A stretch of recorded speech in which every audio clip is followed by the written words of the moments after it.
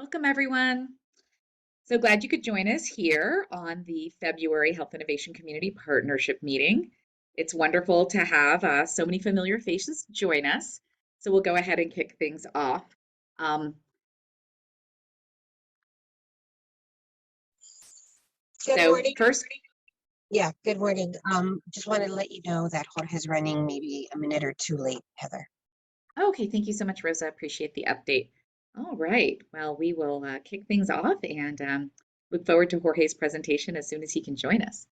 So as we know, it is now February, very exciting. Hard to believe we are in the year 2023, but it is an exciting time. Many things are happening on our campus, in our communities, and we're always delighted to share those updates with you and sit in conversation with you to make sure that we're working together to improve um, the opportunities for community voices to be heard and to be a part of the priorities and projects around the LAC-USD Medical Center campus. So with that, we'll go ahead and start with some tech tips for the day.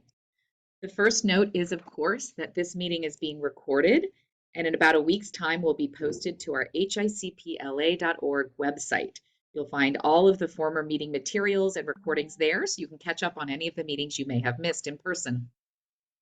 We also ask everyone to please mute yourself unless speaking so we can minimize any background noise and distractions. However, we would love to see your wonderful faces as part of our community conversation. So if you're able to enable camera, we certainly invite you to do so. We want this to be an interactive session. So we ask everyone to gather your questions throughout our presentations and be sure to either raise a hand or type your question into the chat so that we can make sure to be as responsive as possible to all of the questions and comments you might like to share. And of course, we have simultaneous translation today provided by Edgar Maldonado. Welcome, Edgar. So please select the interpretation globe in your toolbar at the bottom so that you can participate fully in the language of your preference.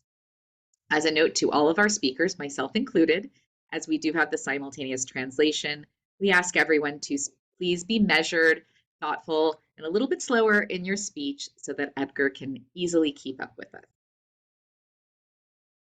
So let's take a look at our agenda for the day. We'll kick things off again, as we always do, with a presentation from our own CEO, Jorge Orozco, CEO of the LAC-USC Medical Center. Then we're going to have a presentation on community stability and tenant protections. We have a nice update on some of the recent tenant protections passed in LA County. We will have an update on our General Hospital and West Campus project. A lot of action there in the last couple weeks. And then we're going to have a deeper dive on a community health topic that we presented in brief at a previous meeting, but we know that it really is, very, very pressing issue of our times and in our communities. So we're inviting Dr. Brian Hurley and Sylvia Meza from the Substance Abuse Prevention team at LAC-USC Medical Center and the Department of Public Health to share with us about the fentanyl crisis and its impact on our youth. Then we'll conclude with a little brief conversation about some of our upcoming meetings and the HICP priorities for the year ahead, so we can make sure we're building agendas that are most useful and interesting to everyone on this, who's a member of this body. All right, so that is our agenda for the day. Let's go ahead and get started. We will kick things off, as we always do, with me reading out the guiding principles from our vision and mission document. All participants agree to basic principles prioritizing equity, community resilience, and health in all programs and projects. All participants agree to approach issues with an open mind, be willing to engage in dialogue, and commit to thinking boldly about solutions. Participants will state views and ask genuine questions. Participants will seek to avoid monologues and arguments, move to conversations where participants are curious, and seek to understand various points of view. Participants will explain reasoning and intent, share how we reach our conclusions so that others can understand our divergent reasoning. Participants will attack the problem and not the person, organization, or institution. Participants will define key terms so that we can attain a shared understanding. Participants will share all relevant information. Participants will always arrive prepared for the meeting. During meetings, only one person speaks at a time. We will not engage in sidebar conversations. Participants will work to develop a comprehensive, common set of information with which to solve problems and make decisions. Participants will jointly design next steps. So with that, we'll check in and see if Jorge has joined us and is ready to get started on our medical center update. Good morning, everyone. Good morning, Jorge. Hi. Happy to be here. Happy to talk about what's going on at the medical center. Next slide. If you, yeah, let's talk a little bit about COVID and the flu. And the good news is that things are getting better. We're seeing very little, if any, admissions to the hospital because of COVID. There are still people testing positive because they were testing, and people test positive for a long time after they've had COVID or are infectious. So we're still seeing a little bit of that, but in terms of the burden of disease of COVID, we're not seeing much. So that's really good news. Also, we're sort of the tail end of the flu season, so things are looking better. This morning we got a report that our emergency department was not crowded, so we're doing better. We're also expecting a lot of our nurses who have been hired in the last several weeks to come online and help us continue to open up additional beds so that we can be available to the community. Next slide. Wanted to talk a little bit about a recent partnership that we engaged with the LA Unified School District. And this is a program called Born to Learn. And this is a program out of LAUSD that brings a box of resources to new mothers in our medical center. And in this box, it is a box that lays out resources for the child at different developmental ages, so that there is a quick connection with the expectation of education, with resources for every developmental age. And it even comes with a high school diploma with the child's name on there. There's also some goodies, some onesies, some little hats and so forth, but really it's meant to demonstrate sort of commitment to the child's development, orient the mother to resources and sort of expectations in terms of development, and then connection with our educational resources that we have in our community. So we're very, very excited about this program. Every quarter we have a baby shower with expectant mothers, and it is a great, great, great event. Next slide. Next slide. So just an update on our equity, diversity, inclusion, and anti-racism initiative. As I've reported in the past, DHS has completed their strategic plan. They've developed tactics and sort of assigned responsibilities to each of the elements of that plan. Locally at LAC-USC, we are actively interviewing for our chief engagement and equity officer. And we hope to hire someone very soon.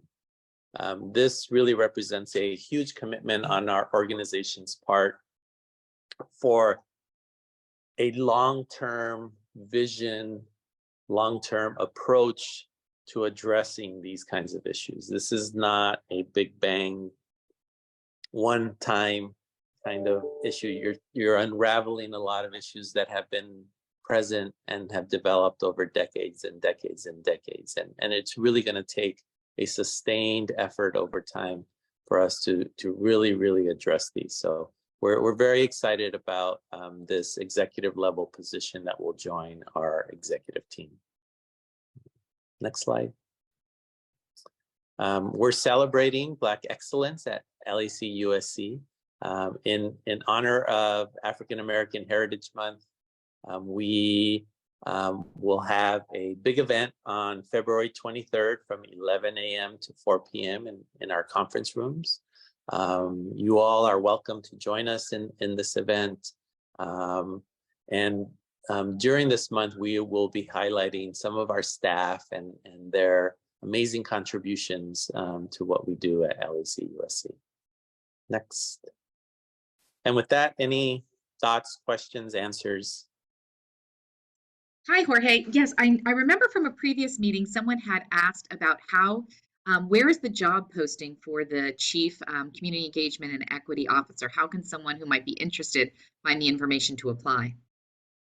Yeah, the LA County has a job postings that are countywide, and that includes any position that is at LAC USC that is open.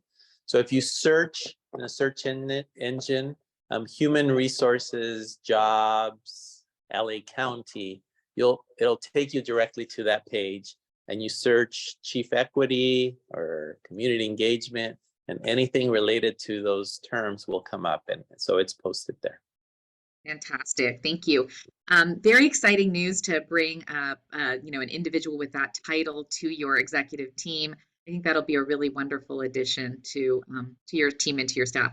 You also mentioned bringing in new nursing staff. How exciting. I know that that's something that the center has been working on for many years at this point. Do you want to tell us a little bit more about the advent of the new nursing staff and what that's going to mean for patient care at the hospital? Yeah, LACUSC is not unique in healthcare in that the whole industry is struggling with filling vacant positions. There's been a huge exodus of staff, whether through retirement or shifting from a full-time position to registry positions. Fortunately, our efforts to reach out to the community, to engage in open houses with all the schools that are graduating nurses has been very productive. And so we've been able to fill, I don't know, I probably will mess this up, but at least 150 nursing positions in the last probably 2 or 3 months. So what this means is it gives our hospital much more flexibility. We're able to open up additional beds with staff so that we have that flexibility to make sure that our patients from the emergency department have a bed to go to. And so we're very excited about that. That is fantastic news. What an incredible effort and then success to bring in 150 new nurses or thereabouts over such a short period of time. That must be a real game changer, Jorge. Thank you so much for sharing it.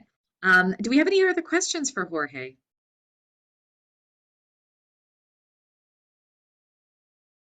Looks like you've answered everyone's questions. I think we'll let you go, but I do want to make one compliment to you, Jorge, and again, your incredible team. It's lovely to see so much action at the campus. We have our farmers market that's back weekly now, our food trucks that are here weekly. It's just really terrific, I think, to see such spirit and support for the incredible team and the incredible staff that do great work here at the campus, and just making this campus, our home away from home, really support the best efforts of your team. So congratulations to you and everyone in the leadership for making those decisions and just making this place, once again, just really work for everyone, patients and staff alike. Thank you so much. And thank you, everyone. Yes. Bye, Jorge. See you later. All right. So thank you so much again, as always, for our presentation on what's happening at the LAC USC Medical Center. Next up, we have a really incredible presentation by Pam Augustine and Greg Bonnet about the community. We're titling it Community Stability and Tenant Protections to tie it back to our HICP priorities list, which includes community stability, but we're really looking at where the tenant protections are right now, and we're going to get the best update possible from Pam and Greg. With that, Pam and Greg, welcome to the podium. Thank you, Heather, and good morning, everyone. So I see Greg. So my name is Pamela. I'm with the Eastside Leads Coalition, and Greg Bonet is a staff attorney with Public Counsel. We both have been members of the HICP since its inception in 2017. And the slides that we're going to review today, next slide, please, Heather. We're going to review two pieces. First, the LA County Emergency Tenant Protections, because team, they've been changing, right? The COVID-19 protections have been changing these last 3 years consistently during the pandemic. Thanks to the leadership of Supervisor Solis, we recently got another extension in January 24th. So we want you to know and be informed on what those are. We will also let you know that there are some protections that won't expire. In fact, that they will continue beyond March 31st. Okay, I'm gonna speak louder. I don't know, I have been having issues. Get closer to the screen here too. We also want you to know about LA City emergency tenant protections, because the city protections, some of them did end on January 31st, just this week, right? We also want you to know about permanent protections that are in place in both the county and the city, also known as rent stabilization. And lastly, you know, the question we always get asked in workshops is, can I be evicted? Now that I know all of these protections, can I be evicted right now? So our slides are bilingual. So next slide. In Spanish. We won't be spending a lot of time in Spanish because, of course, we have Edgar Maldonado interpreting our words. But for those of you that would like the information in Spanish, we want you to know that we have them. And Heather always will send you this information and you'll be able to review it at home and with your community. Next slide. So what are the county's tenant protections? Here we go. So just recently on January 24th, the Board of Supervisors voted to extend the COVID-19 protections until the end of March, so March 31st of this year. A reminder that these protections apply to all 88 incorporated cities of LA County, including the unincorporated areas. These protections are for residential tenants, mobile home space renters as well. There are some protections for commercial residents, commercial tenants, I apologize. However, for the purposes of today, we won't be reviewing those. You can always visit the DCBA website and you see their logo at the top right to get more information. Or of course, you can ask those questions in the chat and Greg and I can answer them. Next slide. So again, you want to visualize it, right? These COVID-19 protections have been in effect since March 4th, 2020. They've changed throughout the pandemic. And today we're going to review the latest, right? And they're going to end on March 31st, 2023, unless, of course, the Board of Supervisors takes more action. Next slide. So the county protections protect residents against no fault reasons of eviction. This include, for example, if your landlord wants to demolish, if your landlord wants to get out of the business of renting, there are some protections in place. Those are called no fault. There are also some certain owner move-in exemptions. So when the landlord wants to take over a unit in an apartment complex, they can do that. They have to follow very specific requirements. And those requirements, one can go to the Consumer and Business Affairs and read them. We just want you to know, don't just do it. Your landlord can't just verbally tell you, I'm taking over the unit next month. Next, you have protections against nuisance, unauthorized occupants, and unauthorized pets. What that means is if you got a pet to live with you during the pandemic, or for example, you invited a family member or a friend to live with you, maybe they got evicted, maybe they got sick, the households combined, you have been protected against eviction if these pets or tenants were not in your original lease.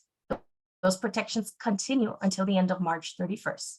Lastly, we have a protection that if your landlord consistently, right, tries to get access to your unit, you feel like that is a little beyond the norm, right? You have this ingrained feeling like this is not just to make repairs.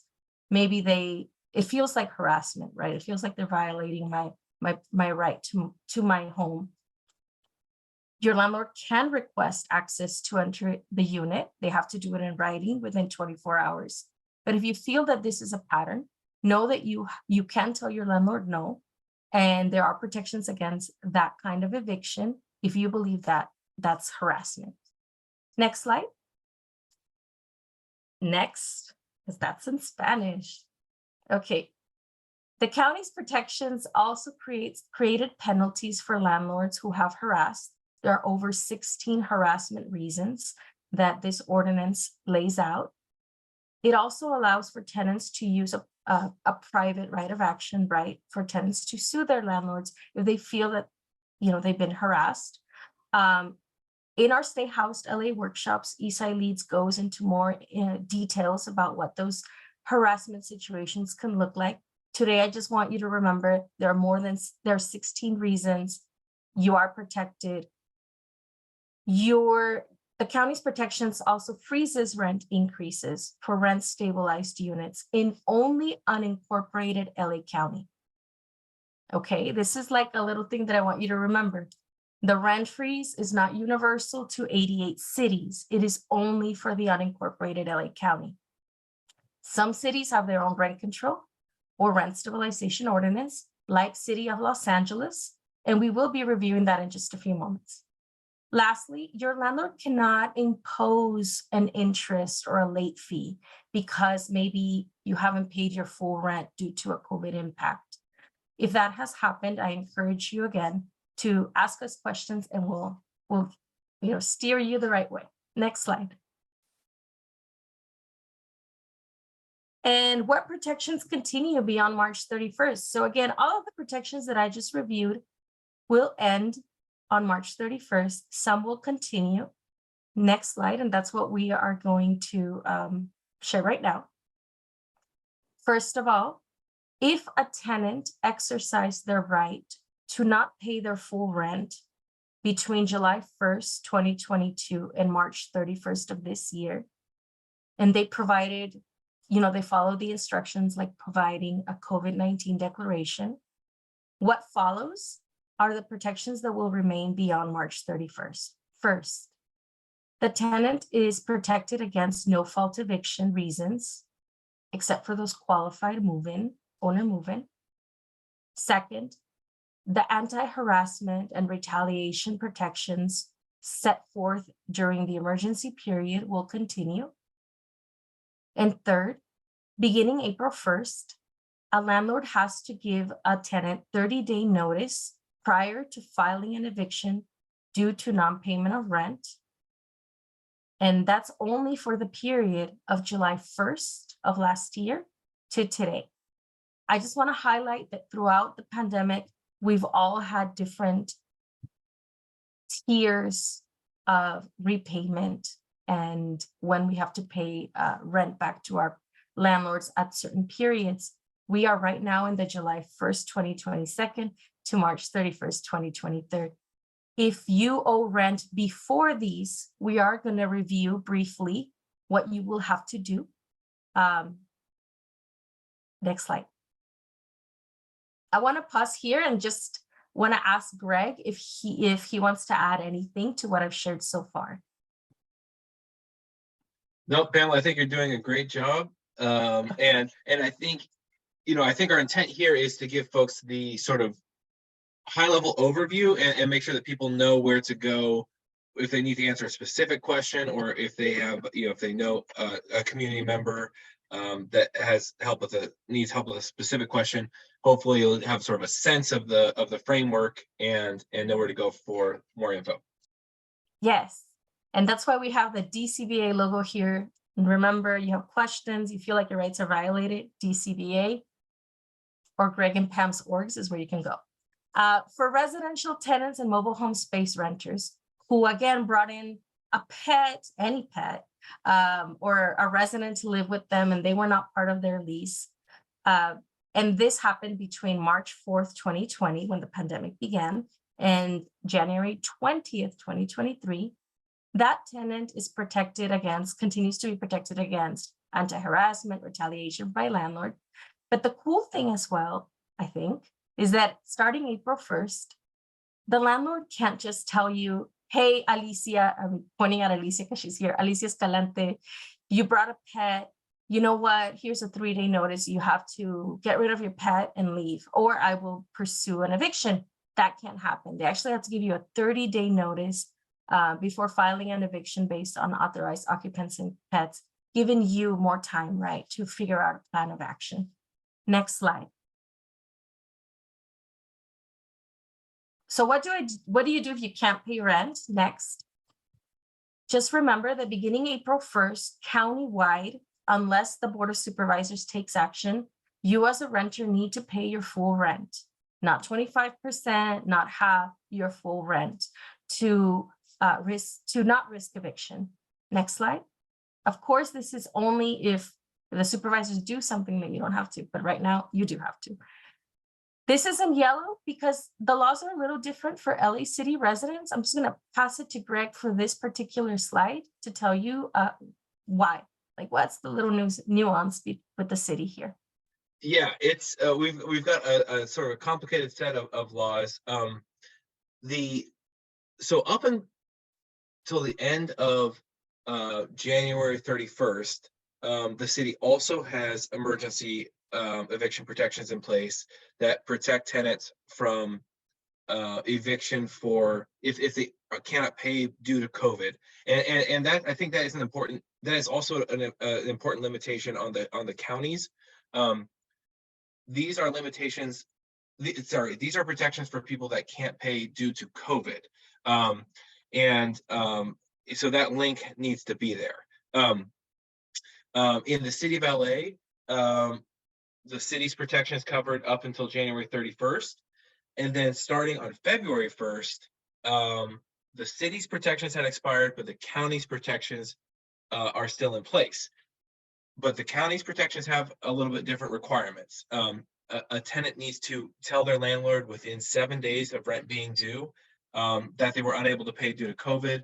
And the county's protections only apply to folks that are 80% AMI and below, which is most tenants in the county, but nonetheless, it's an 80% AMI and below, and you have to tell your landlord within 7 days. So if rent was due on the 1st, it's the 3rd right now, there is still time. If you know someone who couldn't pay February's rent because of COVID, they can submit a declaration to their landlord before the 7th, and be protected under the county's order. There's sort of similarly different deadlines when rent needs to be repaid. Some of the older rent debt needs to be paid by this August. And then newer rent debt will have a year from the expiration of the county order, assuming that person submitted the declaration. If they're just going under the city's order, then it would be a year from the end of the city. So that date would be February 1st, 2024, if they only met the city protections. So it's a little bit complicated, but I think the main takeaways are, even though the city's protections ended, if someone wasn't able to pay February's rent or can't pay March's rent because of COVID, they're still protected under the county, as long as they give that declaration within 7 days, they're 80% AMI and below, and the reason they were unable to pay due to COVID. Yeah. Don't worry, y'all. I know verbally, and here it is. We're gonna repeat this consistently in the following slides. This is like your first intro of that difference. Thank you, Greg. Next slide. It's in Spanish. So here's another way of, right, the state, the county, the city constantly had different timelines, as Greg shared. But Greg mentioned the declaration, a declaration to tell your landlord. This is a cool chart that just lays it out for you. If you owed rent between March of 2020 to September of 2021, you had to have filled out a declaration for your landlord every month that you owed rent, and you had to give it. between October 1st, 2021 to June of 2022, it wasn't relevant. You didn't have to. So just know that, don't worry about that piece of paper for that time period. Remember, the city of LA was a little different. They didn't require you to do that. And Greg just told us that. Rent owed between July 1st, 2022, now we're closer to our reality today, right? To March, end of March of this year, you do have to fill a declaration, right? So if you haven't done it, please do so, if this applies to you. Next will be in Spanish. Now, team, Greg explained this verbally. I just want you to see it. Again, between March and August of 2020, you had very specific criteria you had to follow, steps you had to follow if you couldn't pay rent. I will not review this right now because of time, but I just want you to know that when Heather sends it out, you can reference it. Next slide is in Spanish. Again, that's September to 2020 to September 2021. It's here for you. Next slide. October, here's the most relevant one right now for the county. Again, you maybe live in Montebello, you live in Glendale, Pasadena, you're here today. If you did not pay rent between October of 2020 and June 30th of 2022, unfortunately, during that period, there were no county protections for unpaid rent. If tenants did not pay rent during that month, they could have gotten a 3-day notice. And this is why we're also seeing higher increases of eviction rates. It's heartbreaking, but of course, there's something you can do. Get informed, share this slide. Next slide. Pamela, sorry, just one. Go ahead. The one sort of caveat there is if you had a pending, if you have a pending rental assistance application. Oh, very important. For some of these months, then you may have a defense. It's a fairly technical issue, and so I would definitely urge you to talk to an attorney. But just to say, don't despair entirely if you're facing eviction for one of these months and you have a pending rental assistance application. If you can talk to attorneys, you may have a defense that they can assert. Yes, and we are halfway in time, but I think we're in good time. Next slide. Here we are. This is our reality more today. Again, Greg said it, 80% of area median income. If that is you and you're a tenant that's facing hardship, number one, you must give your landlord that declaration. You can find it on the DCBA website or stayhousedla.org within 7 days. Today is day 3. You will have 12 months after March 31st, 2023, to pay that past due rent. And your landlord can only take you to collect that rent. Your landlord has to take you to a small claims court, and that can start beginning March 31st, 2024. In Stay House Delay, we do have some workshops and webinars for tenants that are already facing this small claims. We are not going to review that today. It is its own thing, y'all. So you want to sign up for a Stay House Delay website around small claims. Next slide. Okay, permanent protections. All right, we just reviewed all of the county's emergency protections, but know that in unincorporated LA County, you do have rent control. It limits how much your landlord can increase your rent a year and at what rate. If the landlord takes an amenity like a parking, laundry facility, pool access, that is your rent actually can be readjusted.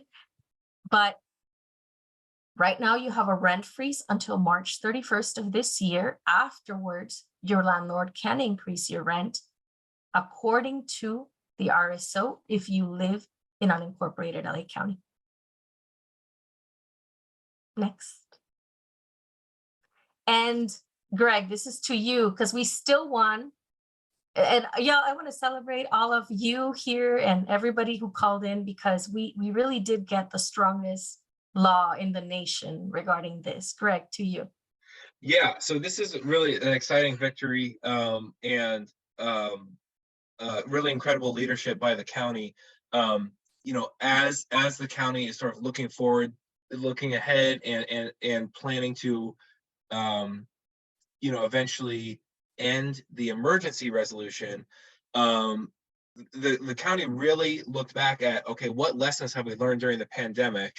How do we prevent evictions when somebody gets sick or loses their job, and they're able to get back on their feet, but they have that temporary disruption? And so the county adopted a law that I think it's the first in the state and second in the nation, and the strongest in the nation, that says there is now a minimum threshold for when a tenant can be evicted for failing to pay. You know, before the pandemic, if someone was $20 short on the rent, you know, or $500 short on the rent 1 month, even though they had paid, you know, on time month after month, potentially for years, short 1 month, they could be evicted, even if they're going to get caught up. So the county says, you know, that's not fair, and it's not good policy to allow someone to become homeless over, you know, a few $100s. So we're going to set a minimum threshold for when someone can face eviction, and it's based on bedroom size. It's updated every year based on the HUD fair market rent. The numbers are here. So this is starting on December 15th, and it doesn't have to be related to COVID. It could be if someone lost their job, they're waiting for that unemployment insurance, or they got sick and they missed a few shifts that month, and their rent is short. It's not tied to COVID. The tenants cannot face eviction in unincorporated LA County until their rent arrears exceeds 1 month fair market rent. The numbers here. So for a 2-bedroom, that's a little over, you know, $2,200. It varies based on the size of the unit. So this is incredible, and you know, we really think it's going to help a lot of people. You know, it's so frustrating when we have people in eviction court over you know, relatively small amounts of money, and they might lose their home. And it's just so much worse when, you know, when they got caught up and they're like, I have the money now, but it's too late. So this will hopefully help people in that situation, and we're really excited that the county adopted it. I know we've shared a lot. We have about 10 minutes to go. The rest will be pretty quick because the county and the city protections are pretty similar. But we wanted to start with the county because, again, if you have any questions, if you feel that, you know, your rights were violated, you can always go to DCBA. We've included a slide prior to this slide where you can see the important emails, website, phone number that you can go to. Again, that's the Department of Consumer and Business Affairs. Even if you live in LA City, right, and you call them, that's okay. They will also just refer you back to the city agency. But this is your one stop. And then your other resource, of course, is Stay Housed LA. Next slide. We won't stop for questions here yet. You're welcome to drop them in the chat. The City of LA tenant protections also have, because we are here, right? We're in Boyle Heights, Lincoln Heights, El Sereno, HICP touches these communities. The protections are not so different. Greg, can you just give us some highlights? Yes, so we'll go a little faster through this section because a lot of it is similar, but we'll talk about, these are protections specific to City of LA renters. You can go to the website on the screen if you're not sure, you know, wait, am I on the city side? Am I on the county side? And that will let you confirm that you're in the City of LA. If you go next slide. Okay, so, you know, similar to the county, the City of LA has had emergency protections in place from March up until end of January. It protected tenants that were unable to pay rent because of COVID. It also limited no fault evictions like Ellis Act and owner move-in, and it had protections against eviction for people that had to take in additional roommates, pets because of COVID, and if there was a nuisance related to COVID, there was also a protection. And so those have gone up and they've expired as of January 31st. Next slide. So again, the city's protections have expired, but the county's emergency resolution applies to the city. So if you know people that were unable to pay February's rent or worried about March rent because of COVID, they could still be protected by the city. No fault evictions can resume. There's a little bit of a lag for Ellis Act evictions. Those can start soon. The repayment period we talked about, some of the older debt is due this August. Newer debt would be either February, if you meet the February 2024, if you meet the county's, the 80% AMI in the declaration, that's February 2024, or April 2024. I'm sorry, if you don't meet the counties, it would be February 2024. If you do meet the county requirements, then it's April 2024. Next slide.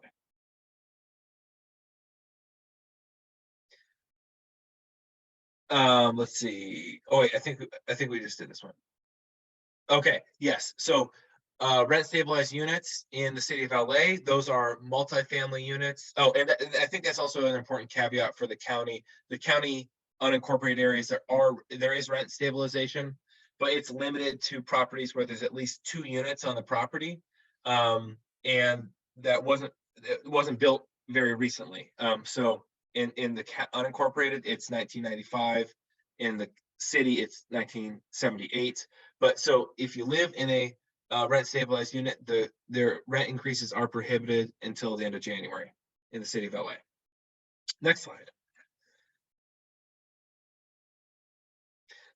And just a reminder that most residents of the city of LA, most renters in the city of LA are covered by the city's rent stabilization law, and that regulates both the grounds for eviction and when rent can go up, and has protections like if you lose access to an amenity, you're entitled to a rent adjustment.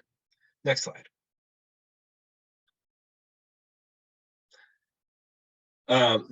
These are the sorts of kind of harassment type or potentially illegal activity that some tenants face and that LHD can assist with inside the city of LA. If you're getting unlawful rent increases, if you get a parking space taken away or access to a common area taken away, and there's also regulations on buyout agreements. So if a landlord asks a tenant to leave in exchange for a payment, those are regulated. They need to make certain disclosures and there are specific timelines on that. So LHD regulates all that. Sorry, I'm just doing high level here. Why don't we keep moving? Next slide. Oh, and sorry, there was also a bullet point there about code enforcement. That's I think worth emphasizing. If you're in a rent stabilized unit and there are issues around habitability, like if you don't have power or water, or there's serious mold issues or infestation, LAHD is the lead on code enforcement, and then county public health handles some of that too. But so I think LAHD would be the place to call for code violation issues, and they're also the place to call for tenant harassment issues, like what's listed here on this slide. If the landlord is obviously if they're threatening physical harm, or if they're acting unlawfully towards the tenant, that could amount to unlawful tenant harassment, and that LHD will field those complaints, and then there might also be just the tenant might have a private right of action and be entitled to damages if the landlord engages in unlawful harassment. Next slide. Okay, so now we're getting to some of the exciting and late breaking stuff. So I think what happened is the city saw what the county was doing. The city saw, okay, the county is really taking moves to prepare for the end of the emergency by bolstering its permanent protections, and that's a good idea. So the city started undertaking similar efforts. Effective, and sorry, this slide it's actually effective January 27th. I'm not sure if that will make that big of a difference, but effective January 27th, 2023, Nearly every tenant in the city of Los Angeles will have just cause eviction protections. So before that was enacted, and before the emergency resolutions were in effect, the city's local just cause protections really only applied to rent stabilized units. So there's about maybe 600,000 tenants that live in single family homes that aren't covered by rent stabilization, or live in very new construction. And unless they were covered by a state law, they could be evicted for no cause, or if they had the state law requirements, they weren't as strong as the local just cause. So the city has expanded the just cause protection, covering many hundreds of thousands of new tenants, and there's a small limitation in there. If you're not in a rent stabilized unit, it doesn't kick in until you've lived there for at least 6 months. But nonetheless, by and large, nearly every tenant in the city of LA will have just cause eviction protections effective January 27th, 2023. So those are in effect right now. Next slide. And yeah, so and just right to clarify that just cause, it means that the landlord needs to specify a reason that they're evicting you, and it's one of a enumerated list. And I think we And might we have have that list, okay, yeah, in the next slide. Yeah. Which you just be for your review, everyone. Know Yeah. that you have it here. We cannot review it right now, but you're Yeah. gonna get it in your inbox. Yeah, so and you can see it's a mix of things where the tenant is sort of at fault, like they didn't pay rent or they damaged the property, and also things where the tenant is not at fault, like the landlord wants to move into the unit, and for those no fault grounds, the tenant is entitled to relocation assistance. Next slide.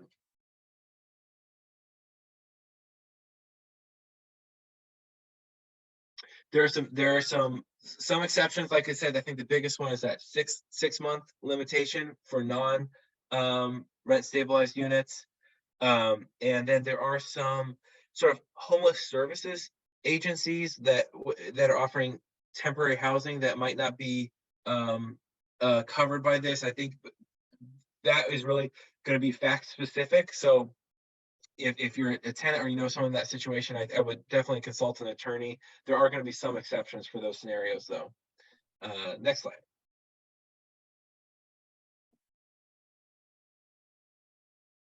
Next. Yeah. Okay, and then this is more exciting. This is more upcoming enhancements to the city's protections. The city council already approved both of these ordinances on a first vote, and it's coming back for a second vote. One of them they're voting today, and the other one they're going to vote on next Tuesday. So these are very likely to go into effect, roughly 30 days from today and next Tuesday. But that same protection that the county adopted in December, the city council is adopting right now. So in the city of LA, likely, there's still one more vote, but it looks very promising. So very likely it will be in effect by early March. If a renter in the city of LA is short on rent, below that 1 month FMR, so it's about $2,200 for a 2-bedroom, they cannot be evicted until their rent arrears exceeds that threshold. So the county was the lead on that, adopted, like we said, the first policy of its kind like that in the state and the strongest in the nation. The city, just months later, adopted a nearly identical ordinance. It needs to come back for a second vote, but we're extremely excited about this, and we look forward to it taking place, going into effect. The other policy that they've voted on for the first reading, it needs to come back for the second, is a policy to help tenants that aren't covered by the rent stabilization ordinance. So if tenants are pushed out by a large rent increase, like over 10%, or the inflation rate plus 5%, if they get a large rent increase like that and they have to move out, they'll be entitled to relocation assistance. So hopefully they'll be able to find a new place to live. So these are new policies in the city going into effect likely in early March. And we've reached the point of question and answer, but thank you, Greg. It is also the end of our presentation. Thank you to HICP for inviting us to present for these 30 minutes to all of y'all. I know we shared a lot. You're going to get this slide deck again from Heather. It'll also be published in our HICP website. Greg can monitor the chat, get your questions. Lastly, you will see that the other slides are about the eviction process. We're not going to review the eviction process with you today, but we wanted to include it so you can refer it. In the end, if you get an eviction notice, please go to stayhousedla.org or reach out to Eastside Leads and we can support you. Thank you, Heather, for the invitation. Thank you, Greg. Yeah, thank you guys both so much for the very thorough presentation. It's exciting to know that our city, our county are really leading in some of these efforts from a national perspective, and that the city council and the board of supervisors are taking tenants' rights and the needs of our community so seriously. Do we have questions for Pam and Greg? We'll allocate a couple more minutes before we have to pivot to our next segment, but does anyone have questions that they'd like to frame up for Pam and Greg to respond to?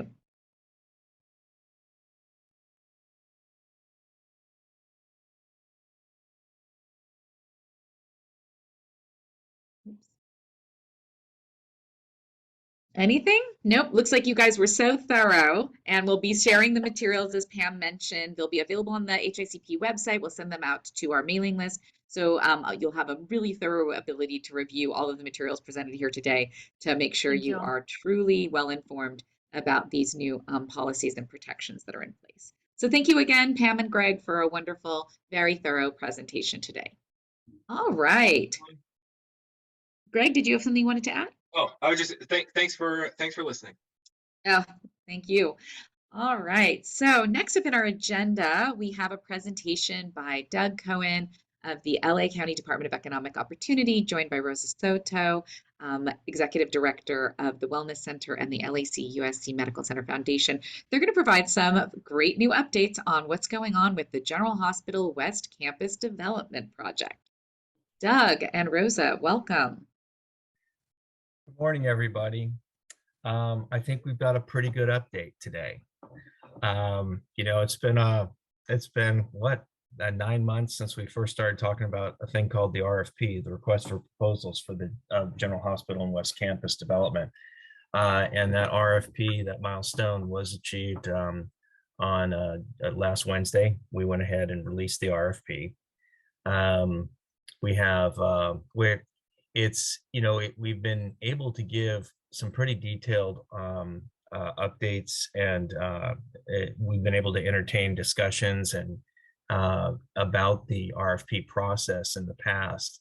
The distinction that I kind of have to make with this update is we are legitimately in an RFP process at this point, which is great. Kind of the frustrating thing is we can't talk a whole lot about the RFP process at this point. But I can give you some highlights. So first and foremost, what is the RFP? Let's just remind ourselves. The request for proposals, the county is seeking a developer to develop the 25 acres, what is essentially the single parcel that the hospital and West Campus are comprised of. And we're on a timeline right now where over the course of the next 4 months, the developer community has a document, the request for proposal, the RFP, and that document is something that they will be doing an awful lot of investigation on, a lot of assessment, a lot of analysis, and at the end of 4 months, the developer communities that want to attempt to compete for the development award will be submitting a proposal to be assessed. And our hope is, of course, that we will have a very competitive environment where we'll have several very credible proposals from which to assess and to choose from. And that the period that we're in right now is the posting period. And that is that 4 months where the contract award process is being promoted, identified, instructions are being provided to the eligible development community. And part of that process of promotion is site walks that are both mandatory and non-mandatory. Those will occur starting next Wednesday over a period of, they will end on March 1st. And the process at this point is to get as much information out to the developer community in the month of April in a way where it is fair, it is credible, it is transparent. And so we're really in a collating period right now, where we're entertaining and encouraging questions from eligible developer community members that could in fact be capable of putting together a proposal. And those questions would be coming in as part of the website posting. And then we will be issuing an addendum to the RFP on April 7th. And that is midway through this posting period. So it's very structured, and you can tell just kind of like by the way this update is going, we're in a very, very structured environment. And a lot of it has to do with taking care that there is no unfair advantage given to any one particular party. In June, when we get the proposals, we'll go through an assessment period. And that assessment period is going to take up most of the summer months of this year. And then our current schedule is tentatively to return to the board in October of this year with a recommendation for a selected developer, and then to engage into the ENA process, which is, ENA is the exclusive negotiating agreement whereby the county is now in an agreement with a selected developer, and they're moving through the entitlement and the environmental clearance processes. It might be helpful to, if you'd like to advance to the next slide. I know I've been talking without this, and this, so the timeline that I just referred to on this slide that Heather is showing is the entire period. It reflects the entire period of the RFP process leading up to, if you notice that last entry is when we return to the board. And it's in these next 4 months that we're going to be able to do the promotion that would encourage and motivate the developer communities to form their teams, which are going to be considerable, so that they can build that proposal. And then again in June, the proposals would be due. You can go ahead and advance to the next slide. And so one of the parts of one of the first elements of the promotional element to the developer community is we have a non-mandatory site walk. Now, what is a non-mandatory site walk? We've got a criteria that we've established for eligibility for these site walks.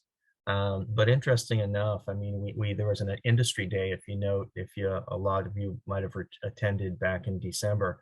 The non-mandatory site walk is very much probably similar, if not even perhaps even more limiting in terms of access than the industry days was. Essentially, it's a site tour, but only in publicly accessible areas. So there's no behind the scenes, behind the curtain look on this February 8 site. It's really to serve two purposes. It's for the developer communities to show up, and we've got an outstanding response to this. But it's really for the developer community to show up to see what other members of the developer community are also showing up, and there's a possibility for both teaming and positioning that automatically occur. These proposals that are due in June are very, very comprehensive documents, and it's these are long days and hours ahead of these development teams, and the sooner that they can start their teaming process, the better it is for the proposal process for the county. And so that's why right out of the box, we wanted to make sure that we had our first site walk. And then go ahead and you can advance to the next slide. So we had a criteria for eligibility for the developers that show up and to this February 8, and that was that they had to basically send in a resume identifying that they had the capacity to be a member of a proposal team. And we had an outstanding response from very, very credible firms. And at the end of the day, we've got nearly 6 firms showing up on February 8th. On March 1st is a little bit more of a criteria. It's a little bit more of a fine tuning. And this is where not only are we requiring a resume that shows that they are principals of a firm that, is in the business, but now we're looking to raise the bar a bit and to identify that the attendees are credible participants in an actual proposal team. And that is a step above. This is a very, very large project. And so it's not just enough to look at somebody's resume. We legitimately have to know that they're already in the process of forming a team by the time that the March 1 site walk comes around. So there's a funneling process, if you will, that is going on here during the month of February. And then I think we can advance to the next slide.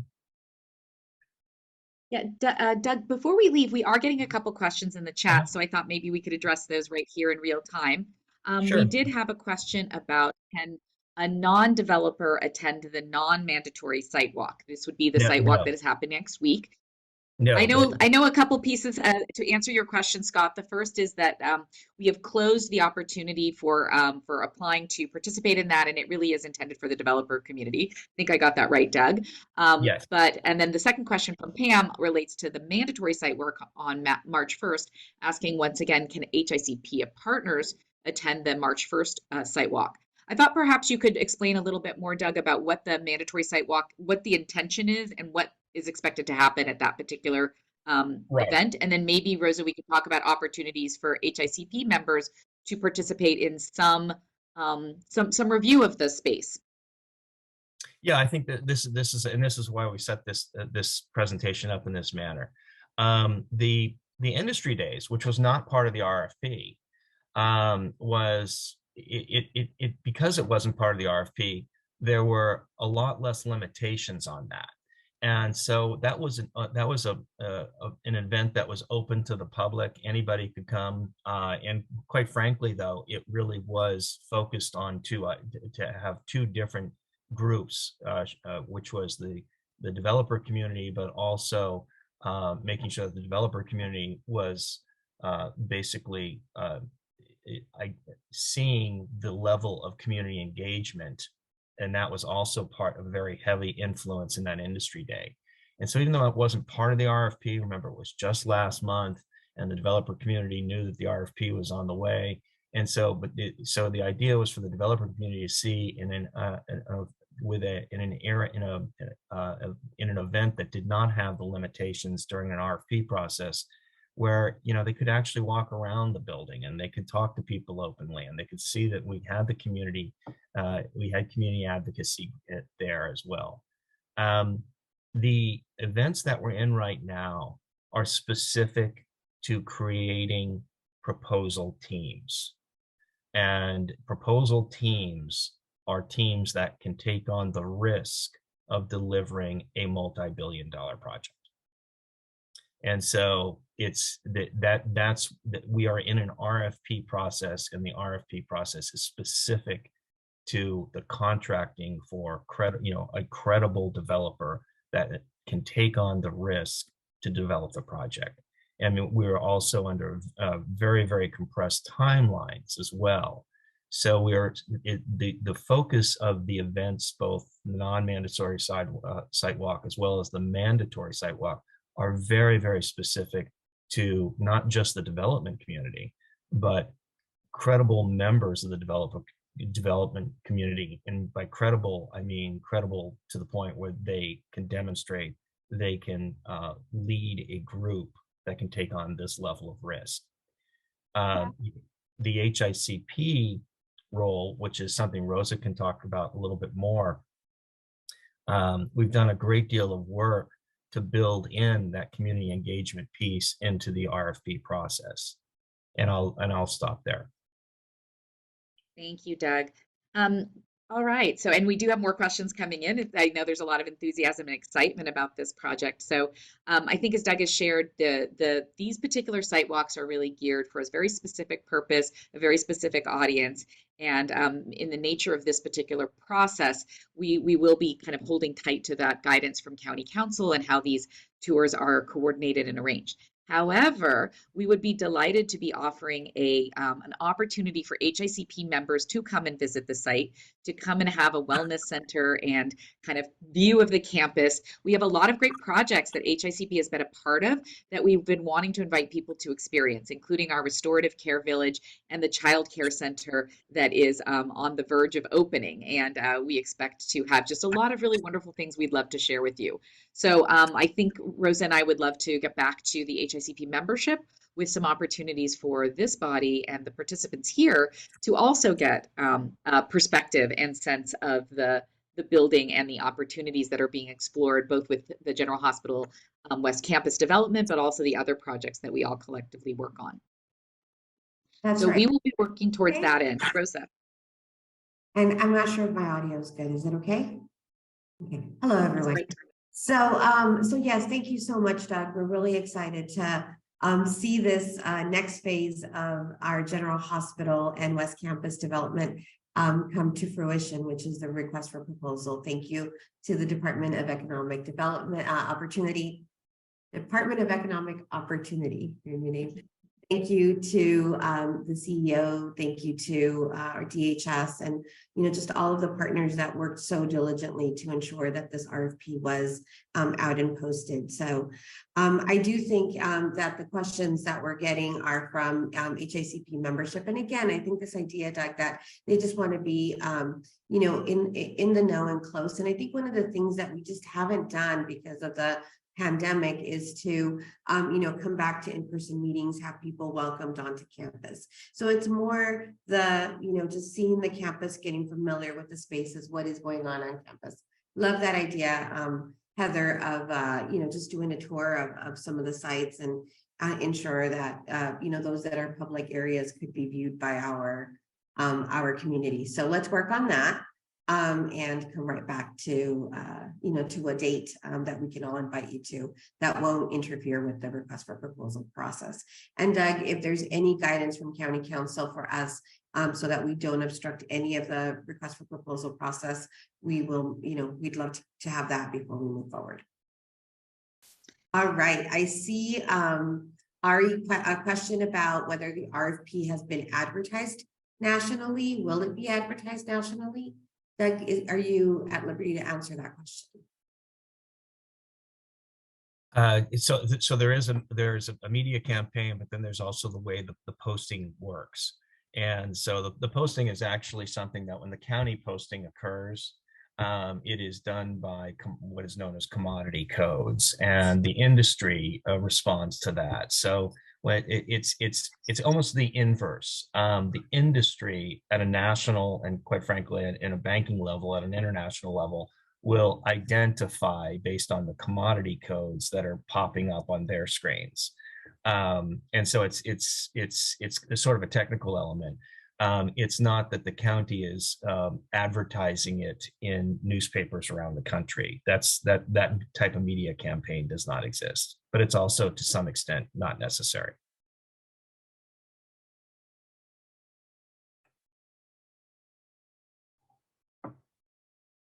Thank you for that. Do we have any other questions that anyone would like to ask, even if you haven't put it into the chat? We have a couple other questions in the chat, Rosa, including, it looks like the timeline for developer selection was extended. Is this true? I don't see where that would be coming for. We've had this is our schedule. And in fact, we're actually we're being pretty stingy about trying to avoid any changes. So that's why, for instance, I'm saying at this time on February 3rd, we will have one addendum, and I'm giving that date. It's April 7th. And so we do have a schedule. It is finite, but I don't know. Maybe in prior conversations back in May or June, we had some tentative discussions, but this is the schedule and has been the schedule since the RFP has been started to get put together, since the first draft started to really circulate, probably in late fall. Thank you, Doug. Next question. Is there a public bid site that shows which firms have downloaded the RFP and access to the questions by the bidders and the answers? I think I can answer the second part of that, which is the questions and answers have yet to be published. Those will be, if we look at the timeline here, we see the release of answers to questions are scheduled for April 4th, 2023. So I think I can answer that one. But I don't know, Doug, is there a bid site where interested developers or those who are considering proposal where that information becomes available or is accessible? You know what? I got to get back to you on that. I don't know the yes or no answer to that. So, and that's a simple thing for us to find out. So we'll get back to you. And that's a great question. So we will get back to you on that. Yeah, and I think also interesting to know if there's any publicly available information, for example, about the organizations that are participating in the site walk. Once again, I'm not advocating for that, just asking if that's something that does become part of public documentation. And I say that in response to another question that asked, will there be a published list of companies submitting proposals to the RFP, looking for potential opportunities for partnership? One of the members of our HICP has a particular technology project that they think might be a nice fit with a project team. So, how to participate in a project teaming opportunity. So again, the RFP is posted, doing business with County of Los Angeles. And I think we've got, do we have the, you can post the link. I did put it in the chat at the very top of this conversation, Doug. So if you're interested in clicking through, please scroll back up the chat and there is a link to the DEO website. Solicitations where you can find it. If you type in the word centennial, that will lead you directly to this one wonderful opportunity. And the RFP has very clear instructions as to how the submission process works. So that can provide some guidance. And I think the question was really more about, if someone would like to be part of a team or offer their services to someone who's a proposal team, is there any way to know which organizations with companies are going to be submitting proposals or are interested in submitting proposals? No, there's no, other than, no, you would be able to certainly, if you're in the industry or if you're aware of industry meetings, now would be the time to go to those industry meetings, especially here in Los Angeles Basin. That is honestly how you're going to find, if you're a subcontractor 3 or 4 tiers down the road, down the level on contracting agreements from the developer, you're going to want to go to, the regional meetings that are associated with development here over the course of the next month or so. Thank you. Thank you so much, Doug. Another question here. If there are no acceptable proposals in this round, will the county redo? And unacceptable could be any number of factors, including too few affordable units or non-alignment with community priorities. Well, first things first, let's just plan on success, but it's an important question. In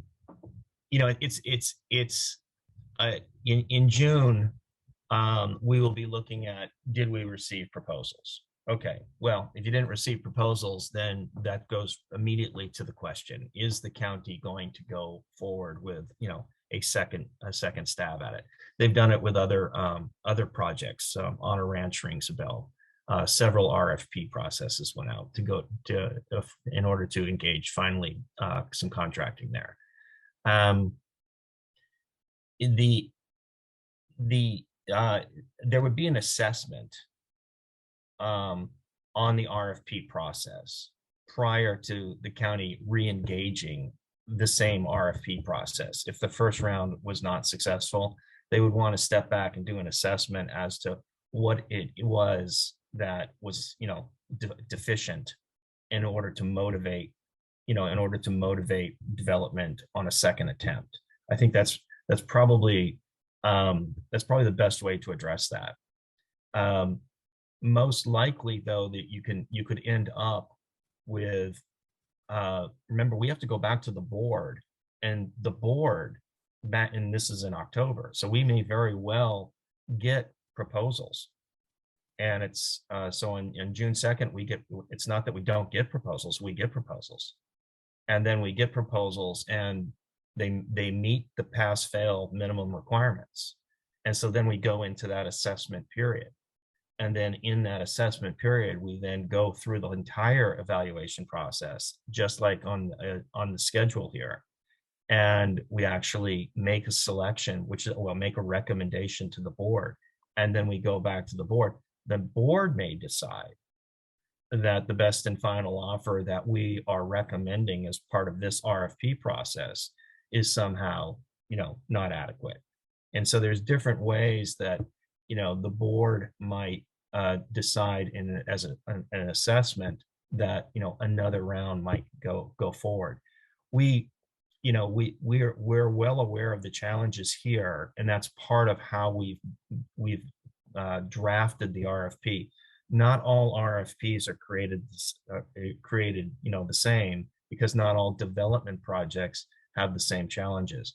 And we've recognized, some of the challenges, because I'm in the RFP process, I cannot really detail those, but we've recognized the challenges of this development, and we've crafted the RFP around that process so that the developers will know what to focus on in building their proposals.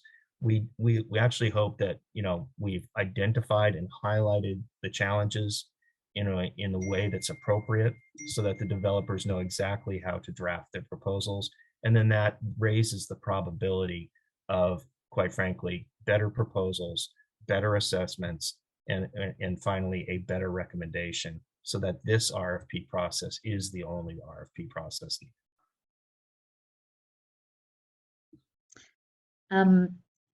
We have a couple, I know we have some additional slides we wanted to cover. I think they're pretty, just really light. I don't think we need to, Heather. Yeah. So there's just two additional comments then that I'll raise. The first is from Juana saying, what excites me is the use of space for the benefit of success through the campus. Just, I think, advocating again to see this campus rebuilt with community serving spaces, and how exciting that will be for all of us. And then another comment from Ari, advertising to only those who are already on the county vendor list is a private notice. There should be a public notice and a publication likely to reach the developer banking financing community, Wall Street Journal, for example. So just any thoughts or reflections on the promotion opportunity? Well, again, the promotion is done by commodity codes. And so that's how the development community, I mean, if you're an engineering firm in Baltimore, Maryland, you know that there's an RFP here. Great. Well, thank you so much for your time today, Doug and Rosa. Any kind of final thoughts or reflections before we move on to our next presentation? I know we'll have more to come in the weeks ahead for sure. Thank you very much. I think beyond the RFP, I just want to emphasize that there are still opportunities for HICP to continue to be involved in the development process.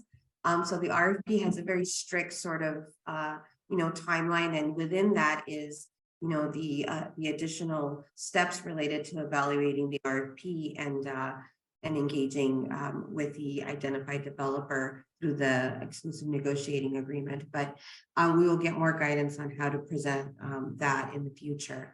However, there are other opportunities on campus. Remember, there is the permanent supportive housing opportunity that has also been presented the last couple of meetings. And there are also opportunities for engaging in supporting some of the development and funding work that the county is doing. In particular, there are a couple of grants to the state that are going out in the next few weeks that require some letters of support by HICP membership. So we will be getting out an email to you asking you for your support to ensure we can continue to look for the funding necessary to support each of the projects on this comprehensive campus. And I echo, I think it's Juana's sentiment that it is exciting to see the use of space for the benefit of the larger success of the campus. So congratulations again, county partners, and all of you in the HICP for your diligent efforts working together. Back to you, Heather. Thank you so much, Rosa. And we're excited to continue to bring you updates on this wonderful project as we move ahead. So next up, we have a wonderful follow-on session.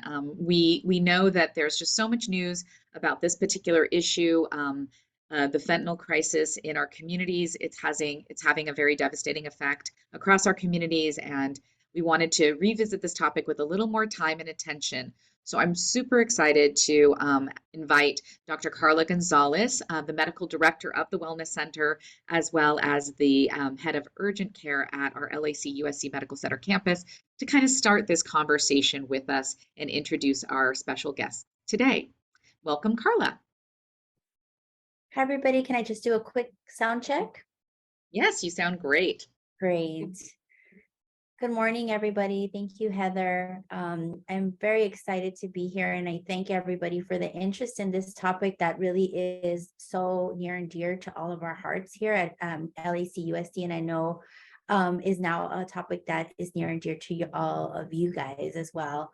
And really here to kind of talk about how to inform ourselves and how to inform our communities and how to be the best advocates for something that is preventable and something that we really can have an impact on.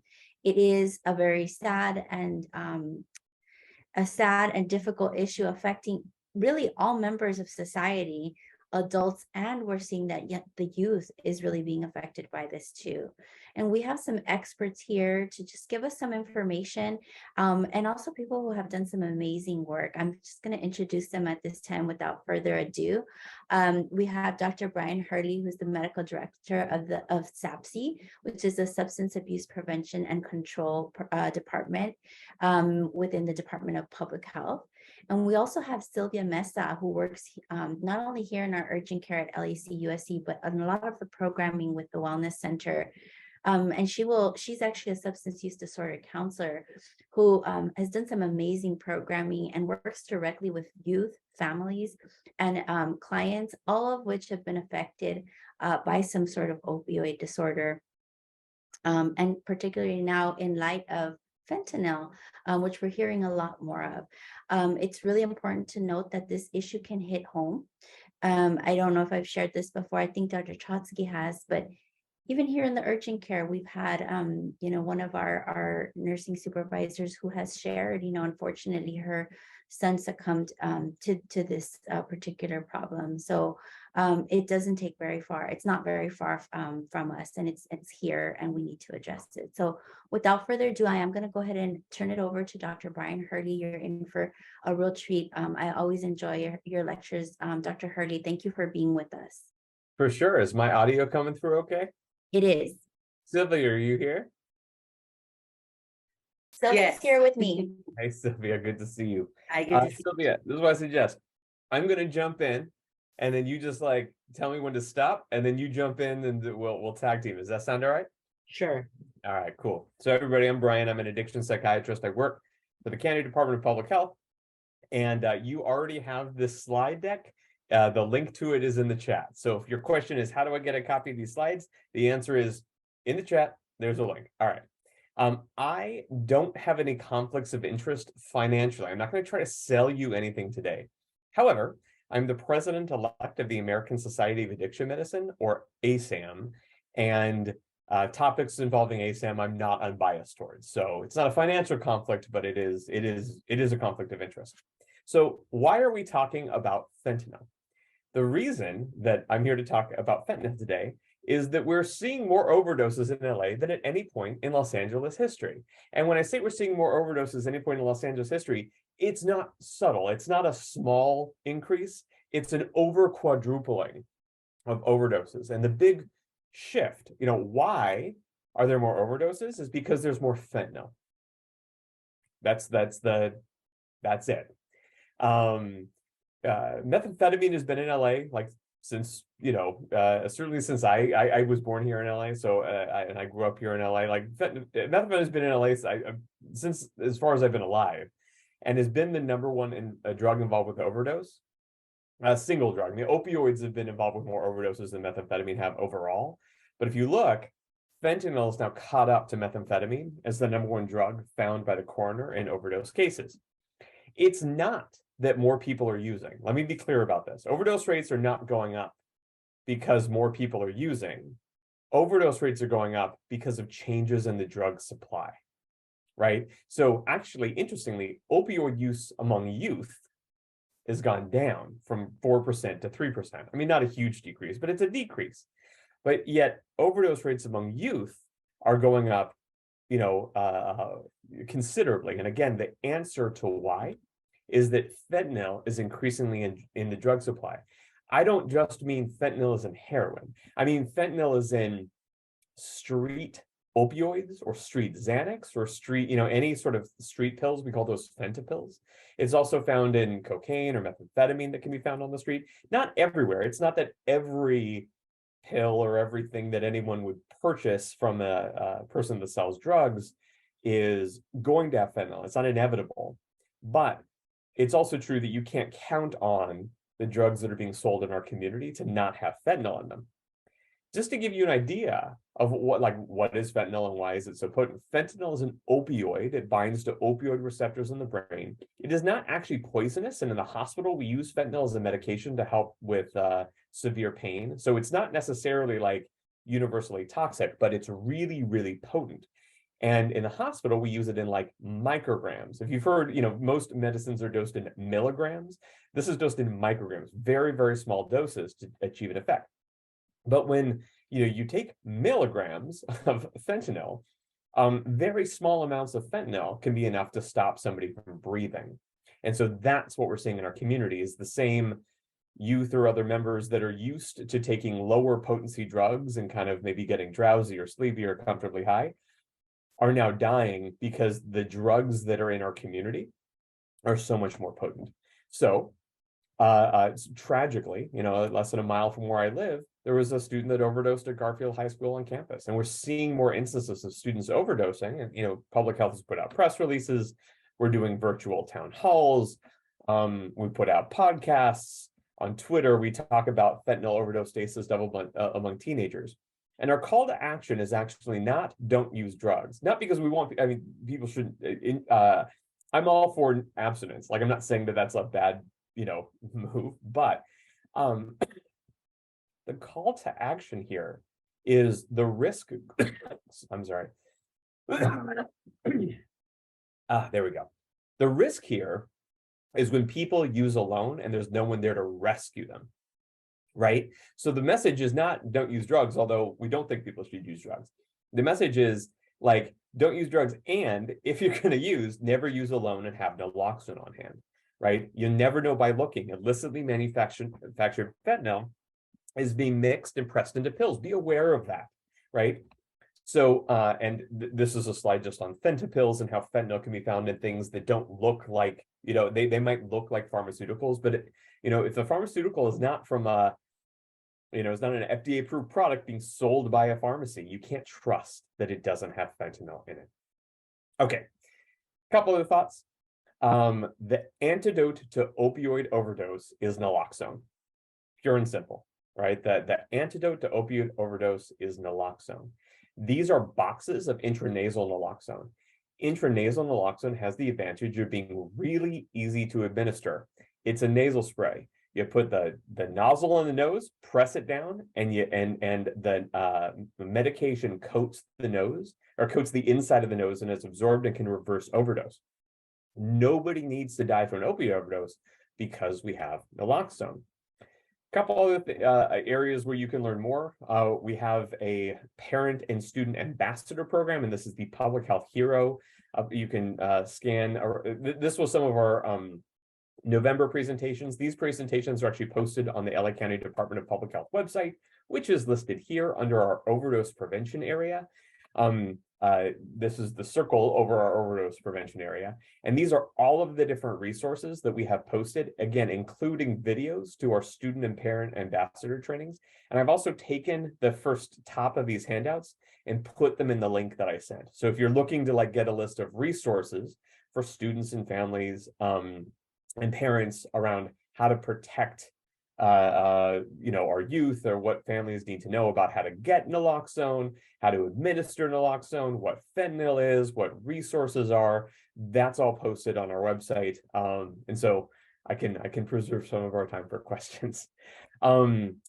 This is just a portion of one of the handouts on getting informed and staying safe.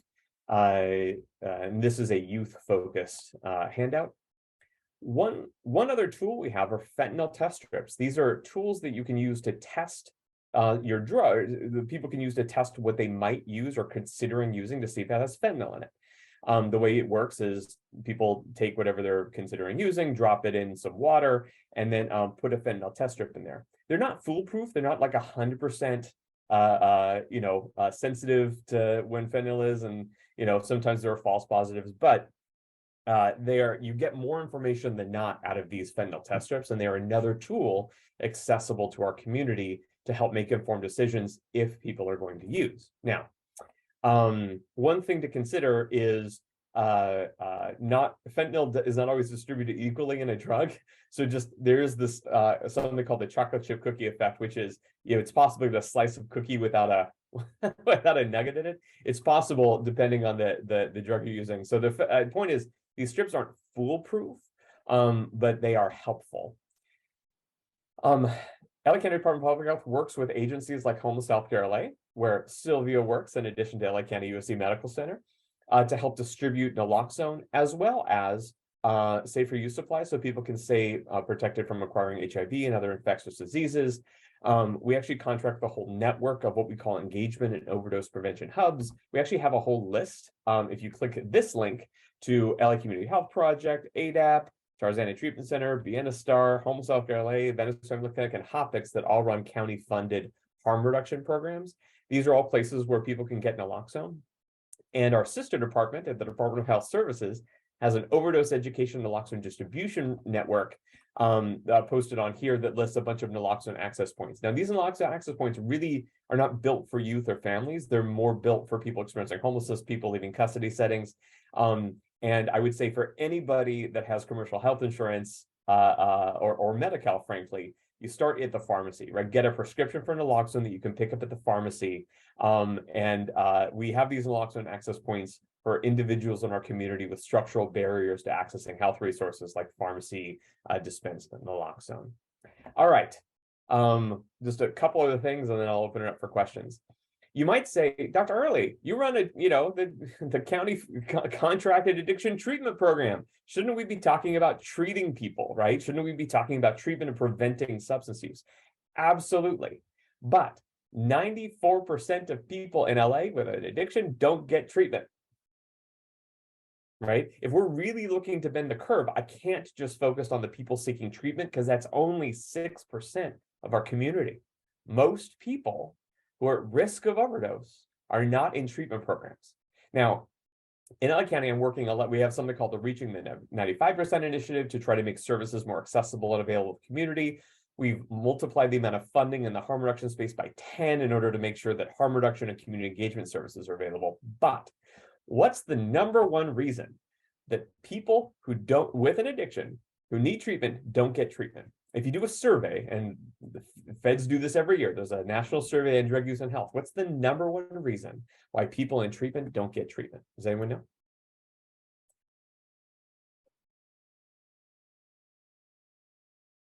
Anyone?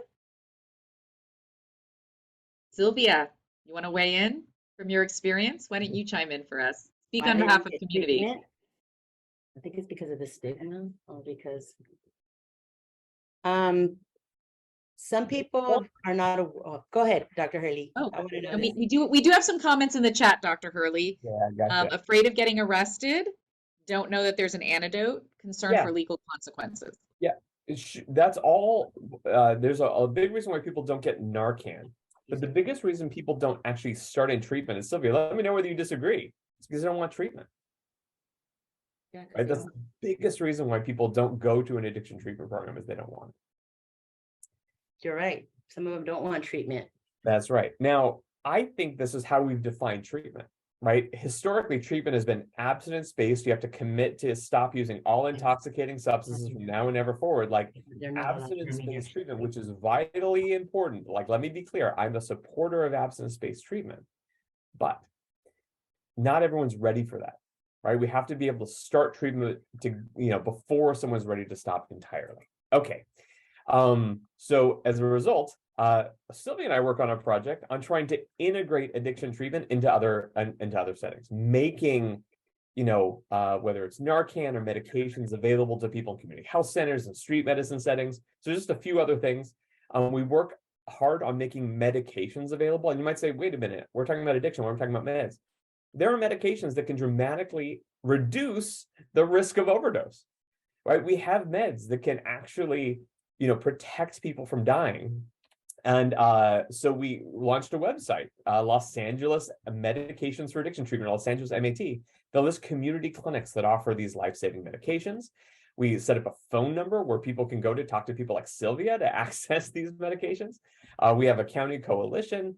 And then for people that really are interested in like being admitted to an addiction treatment program, the County Substance Abuse Services Helpline. This is a 24/7 phone number. There's a website where we list all of the county contracted addiction treatment services.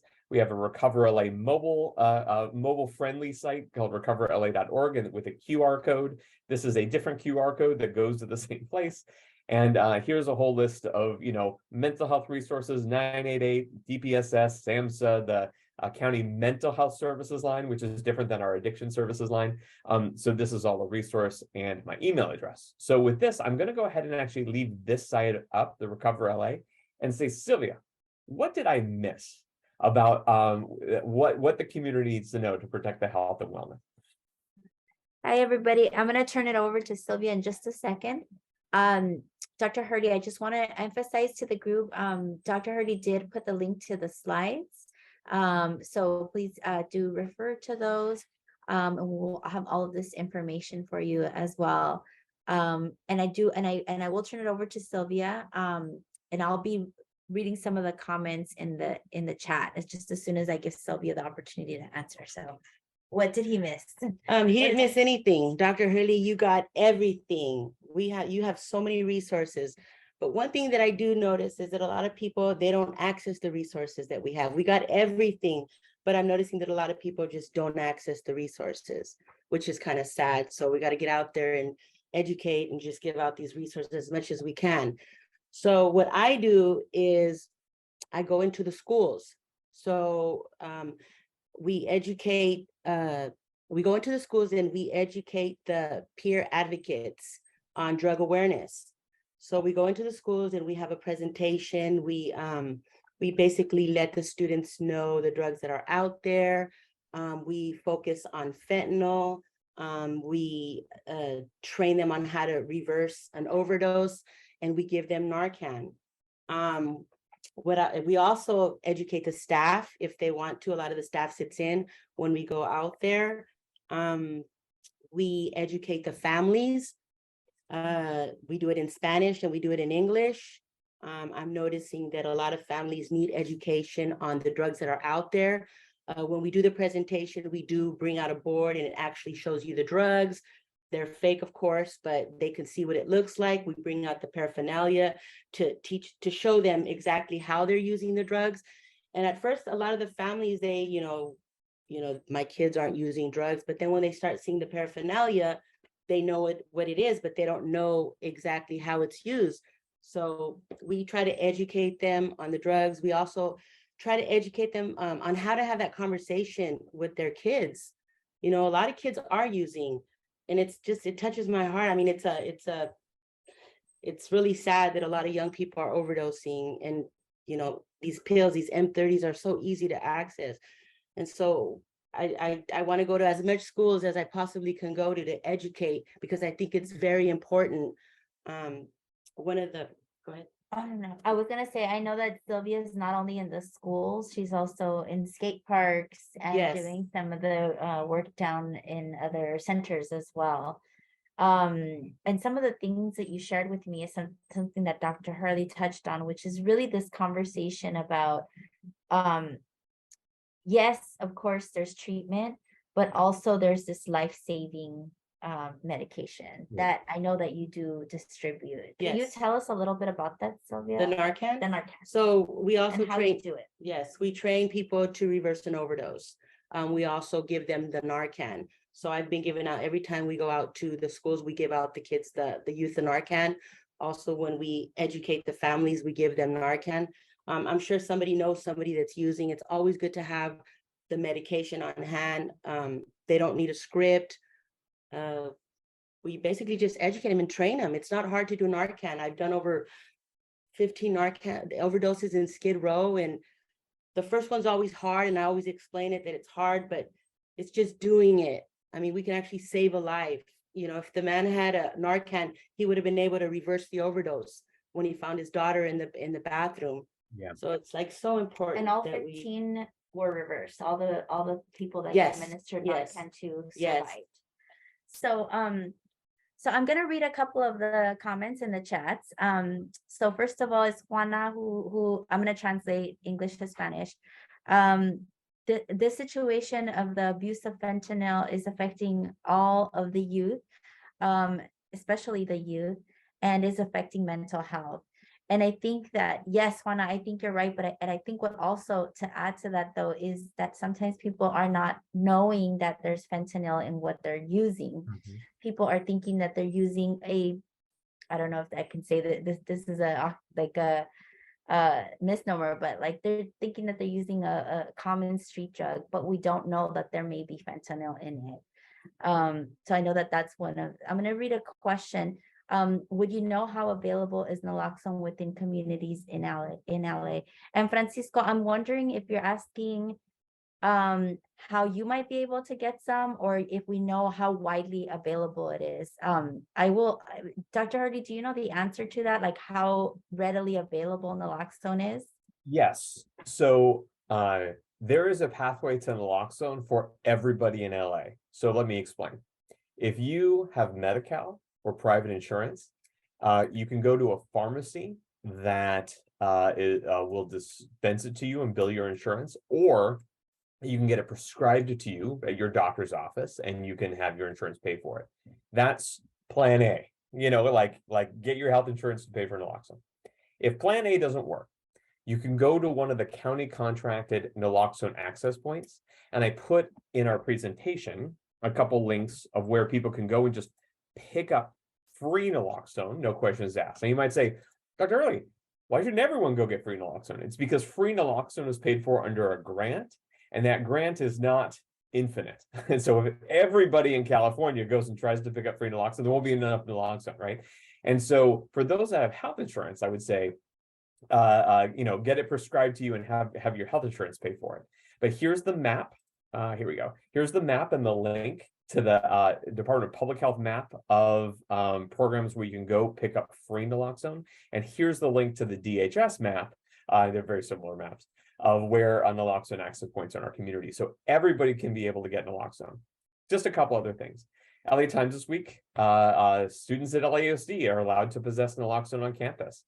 We worked aggressively with aggressively is the wrong word, assertively with the schools to make naloxone accessible on campus in the case of somebody overdosing on campus. Now, most schools aren't distributing naloxone yet, just to be clear, right? The pathway is students can possess naloxone and schools can have naloxone on campus. But for the time being, get naloxone from a pharmacy paid for by insurance. And if that fails, go to one of the county contracted naloxone access points. Does that make sense? Perfect, thank you.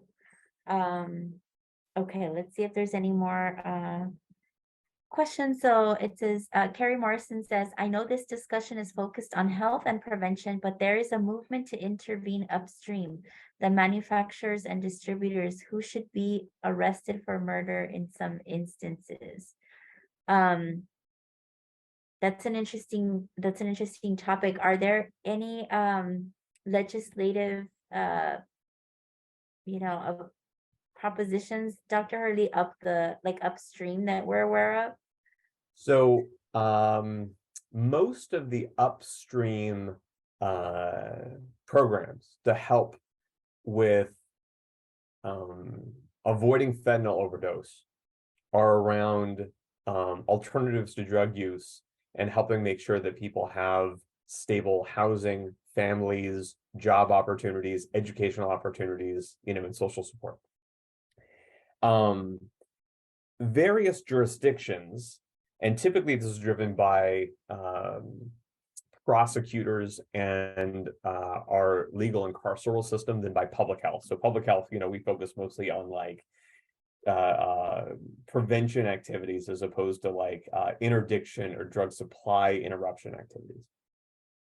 But and I understand the idea is, well, if you increase the penalties for bringing fentanyl into the community, then fentanyl will come into the community less. Let me just offer, there's a risk to that. And one of the risks is if the penalties are being caught with fentanyl go up, including murder, what that does is it pushes manufacturers to develop progressively less detectable ways of trying to get drugs in. One of the big reasons we're in the fentanyl crisis to begin with is that it's cheap to manufacture and very potent. So if I'm a cartel, I don't need to ship in kilos of heroin. I can ship in vials of fentanyl and still get the same, economic return for the drugs.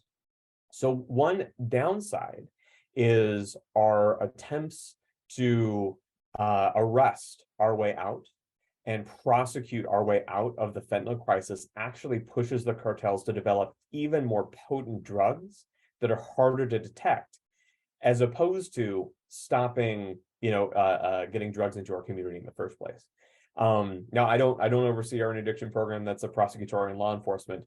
But I'll tell you what I have not seen is an association between an increase in prosecutorial penalties with actually making the community safer from fentanyl exposure. What it has done is more people are more generally lower level drug dealers are in jail for longer, and it pushes again the cartels to make carfentanil, sufentanil, alpha-fentanyl, like these really high potency fentanyls, just to avoid the to try to avoid the risk of these increased charges. So for what it's worth, most of our focus has been on making sure the community is aware of the risks, has naloxone, has fentanyl test strips, understand how to access treatment and life-saving services, and that youth and families are aware of what are the things that we can do to help people avoid using drugs in the first place. Thank you, Dr. Hardy. This is very interesting upstream information and background, and things that we think would be simple, actually being very, very complex. I have Sylvia next to me, and we had a conversation about the actual obtaining of the naloxone or Narcan. I think there was a question about Narcan versus naloxone. So Sylvia mentioned something really interesting, is that even this medication, going out to get it, sometimes there can be some stigma, and I know that was in the chat, stigma, right? Coming into the doctor and having something on your medical record saying that you asked for this particular medication. So Sylvia, I'm gonna have her share our little kits here and what's in them, and she says that we can get them out to whoever needs them. So Sylvia, do you want to talk about this? Yeah, so this is our Narcan kit. These are the kits that I give away. And in our kit, we have, yours are nicer, Dr. Hardy, the ones from SAPSI. I saw one of your bags. They're beautiful. But we have 2 Narcans in there. We also have instructions on how to use the Narcan in English and in Spanish. We also have the Good Samaritan law in there that protects you from calling 911 and actually doing the overdose reversal. We usually have a mask in there too, in case you have to do rescue breathings. But these are our nice little kits that we do give out. We give them to the students, we give them to the parents, we give them to the staff. And I love that there's no questions asked, right? Like this is, I think the thing is we just need to make it accessible to everybody. I often say that I have, I'll carry mine, and I have, talking to your kids. I've talked to my 9-year-old about this, and I'll have her carry it because I don't know when she's going to be able to save someone's life, or God forbid her own. But, yeah, that's the reality. So, okay, let me see. I think we have a few more minutes. Let's see if I can get to the rest of these questions here. ¿Cómo pueden adquirir? Okay, so how can they get this? Yeah, so Juana, so again, no need for any medical insurance to receive this. There's plenty of ways that they can receive Narcan. So okay. And then I think we've answered all the questions. Are there any more?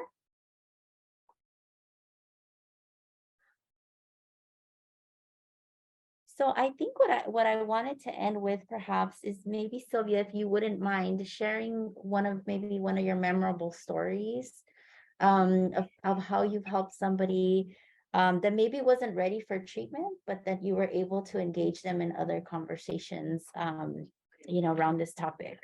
So I work at Homeless Healthcare, and in Skid Row, there's a group of young people that hang out and they're using fentanyl.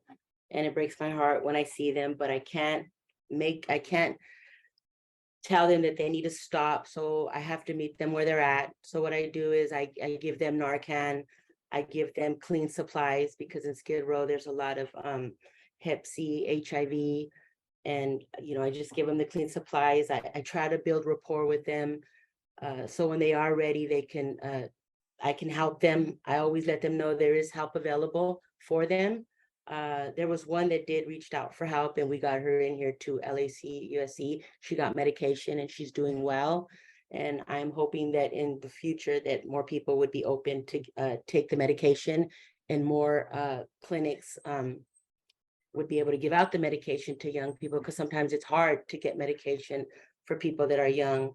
But we have a wonderful program here at LAC-USC that Sylvia works with, and I am also on occasion part of, and so as Dr. Chotsky, but we have the ability to be able to treat patients that are not, don't have the insurance to come here for this particular topic. So if we have a patient that is ready, if Sylvia comes to us with somebody who is interested in medication and we can help them, we are able to get them the medication pretty much the same day. yes, And get them started. And I think that that's the case, like with all illnesses, is that when the patient has made that decision to embark on that change, that we're ready to receive them. And I think that's what I love about the programs that we have here, is that we're really ready at any minute.